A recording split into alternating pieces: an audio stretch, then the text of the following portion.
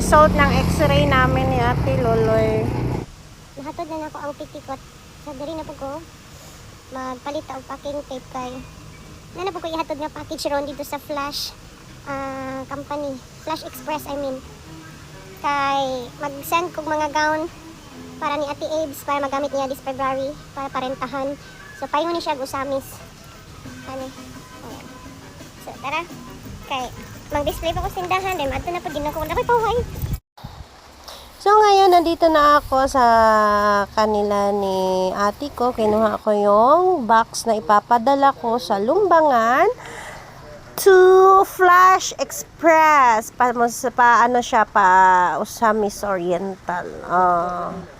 Ayan, dinala ko muna dito sa aming tindahan kasi magbibihis pa ako. So, sobrang init dito sa amin nung time na yan. Kasi ngayon, bagyo na eh. So, ayan. Mahihirapan siya pag-video kasi ang kalog-kalog ng aking pedicab. So, ayan. Nandito na ako sa tindahan. Tapos, hindi magbibihis ko. Kuha lang ako ng jacket. Of course, mag-uniform muna tayo kasi sa sobrang init at proteksyon na rin sa alikabok. Kaya kailangan naka-complete uniform tayo dito. Alam niyo yung complete uniform, naka-mask, naka-shade, naka-jacket, diba?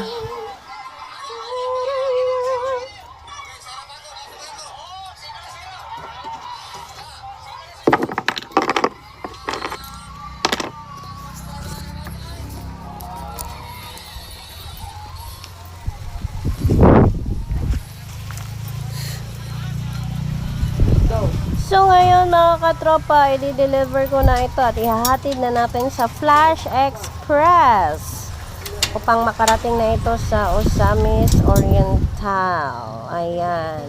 Papunta na akong kabilang barangay. Sobrang init, grabe. Kaya ito yung buhay ko. Sa isang araw, ang dami kong ginagawa. Diba? Deliver dito, deliver doon, punta sa tindahan, punta sa mga hayupan, kasi meron din kami mga hayop, diba? Ayan. So, sa panahon ito, si asawa naman yung nagbabantay sa tindahan. Kung nandito si asawa, kaya mas madali yung aking pag-deliver ng mga kung ano-ano. So, ngayon, pauwi na ako sa aming tindahan.